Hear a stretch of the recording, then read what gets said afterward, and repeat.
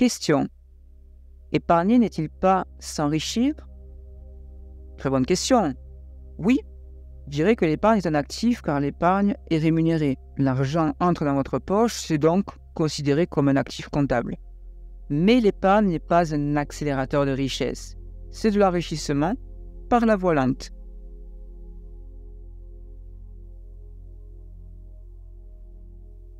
Et cette facilité est accrue à mesure que l'on se familiarise avec les 4 colonnes de l'intelligence financière. 1. Les revenus. 2. Les dépenses. 3. L'actif. 4. Le passif.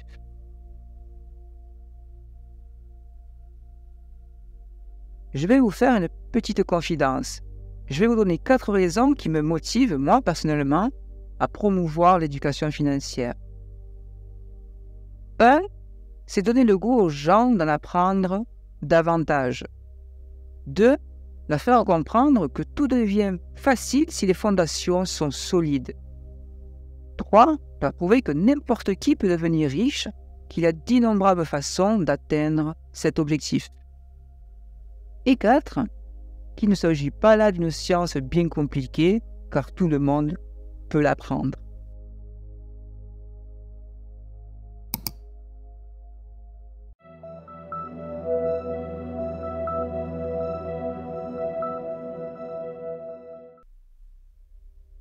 Cela m'a brisé le cœur de voir que les étudiants connaissaient les réponses, mais qu'il manquait cependant de courage pour agir d'après ces réponses. D'ailleurs, il arrive fréquemment dans la réalité que ce ne soit pas forcément les êtres rusés qui prennent de l'avance, mais plutôt les audacieux quand il s'agit de course à la richesse, l'enrichissement et la liberté financière. Selon mon expérience, je dirais que le génie de la finance requiert à la fois une connaissance technique et du courage. Si la peur est trop grande, le génie est étoffé. Dans mes cours, disait Robert Kiyosaki, auteur de Père riche, Père pauvre, il nous dit la chose suivante. Dans mes cours, j'insiste fortement les étudiants à prendre des risques, à oser, à laisser leur génie transformer leur peur en puissance et en intelligence remarquable. Cela, c'est vrai, fonctionne pour certains et en terrifie beaucoup d'autres. Et je me suis rendu compte que la plupart des gens préfèrent jouer la carte de la prudence lorsque l'argent entre en jeu. J'ai donc dû répondre à des questions au pied levé telles que 1. Pourquoi prendre des risques? 2. Pourquoi devrais-je me donner la peine de développer mon QI en finance? 3. Pourquoi devrais-je connaître l'ABC du domaine financier? Et à ces questions, je réponds seulement pour avoir plus de choix dans votre vie. L'intelligence financière consiste simplement à avoir davantage d'options dans votre vie.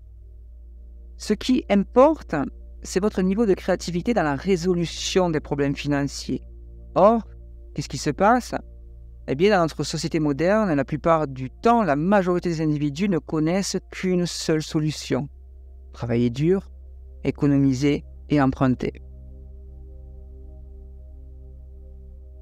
Je vous propose de bien retenir ceci, s'il vous plaît. Les pauvres et la classe moyenne sont des consommateurs. Les riches, quant à eux, produisent de l'argent. Les riches sont des producteurs. Mon cheval de bataille demeure l'immobilier. J'adore l'immobilier pour sa stabilité. C'est un secteur stable qui bouge lentement, disait Robert Kiyosaki. Peu importe quelle sera votre activité, immobilier, blog rentable, sur le net, chaîne YouTube, etc. Mais pour être riche et indépendant financièrement, vous avez besoin de basculer de consommateur à producteur.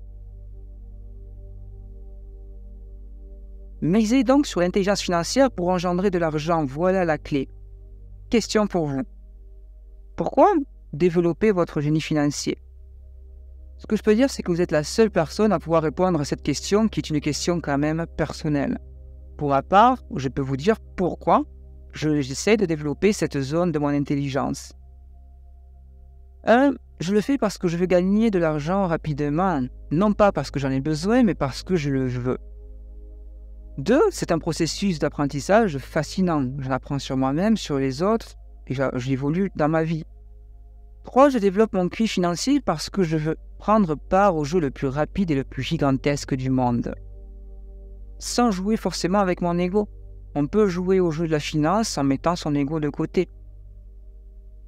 Voilà pourquoi j'investis dans mon intelligence financière en développant le plus puissant actif que je possède.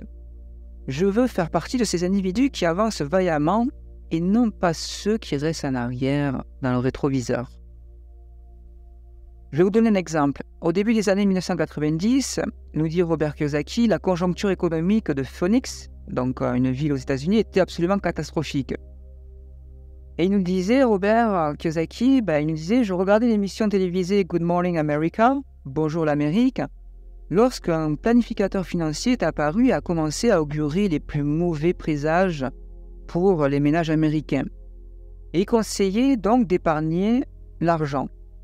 Et il disait, économisez 100 $ par mois et dans 40 ans, vous serez millionnaire. Qu'est-ce que vous pensez de ceci? L'épargne, s'enrichir, oui, mais c'est la voie lente. Je vous laisse réfléchir à tête reposée. C'est une décision à prendre personnellement. En tout cas, si vous épargnez, c'est bien, c'est toujours mieux que de ne pas épargner. Mais il faut savoir que ça vous ouvre la voie vers l'enrichissement lent et qu'il existe d'autres options pour s'enrichir plus rapidement. Économiser chaque mois est une idée plutôt saine et louable. C'est d'ailleurs une option à laquelle la majeure partie des gens adhèrent. Mais le problème est le suivant. Ils passent à côté de fabuleuses occasions qui leur permettraient d'accroître leur fortune de façon beaucoup plus significative. Ils passent ainsi à côté du monde des opportunités. Faites d'ailleurs juste ce calcul. Avec l'état actuel de vos finances, combien de temps vous faudra-t-il pour épargner 40 000 € aujourd'hui? Par ailleurs, chaque fois qu'il y a inflation, votre épargne fond comme neige au soleil. Est-ce que vous le saviez? A contrario, l'immobilier est plus fiable à ce niveau-là. Je ne veux pas dire de vous lancer tête baissée dans l'immobilier, mais je dirais que vous ne serez pas trop jeune pour profiter de votre épargne bien pleine à la fin de votre vie. Misez sur des investissements qui, effectivement, vous apportent rapidement de l'argent et qui sont beaucoup plus solides, notamment face à des phénomènes comme les crises financières et l'inflation. Question. Qu'est-ce qui vous semble le plus difficile? Option 1. Travailler dur, payer 50% en taxes et contributions, épargner ce qui reste à la fin du mois, s'il en reste. Et vos économies, dans ce cas-là, vous rapporterez alors 5% d'intérêt, sur lesquels en plus vous serez taxé. C'était l'option 1.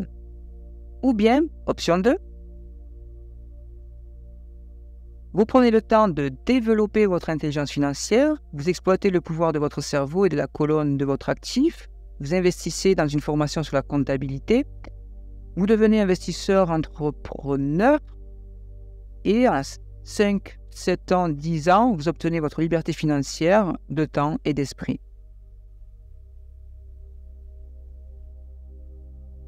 À présent, vous comprenez peut-être un peu mieux pourquoi je secoue la tête en silence quand j'entends des parents me dire « Mon enfant se débrouille bien à l'école et reçoit une soi-disant bonne éducation. » Ah oui, il se peut qu'elle soit bonne, mais est-elle adéquate? Retenez bien ceci s'il vous plaît. Peu s'éduquent financièrement et donc peu y arrivent. La réussite reflète l'importance d'une solide base financière, laquelle commence par une solide éducation financière. Merci d'avoir suivi la vidéo jusqu'au bout. Dites-moi en commentaire que pensez-vous de la phrase « La folie, c'est de faire les mêmes choses et d'attendre un résultat différent », nous dit Einstein. Moi je pense que c'est vrai. Une nouvelle action amène un nouveau résultat.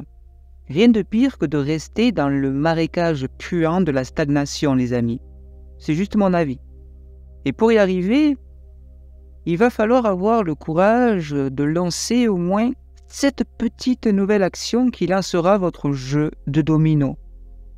Un petit domino va pousser un plus grand, et ainsi de suite.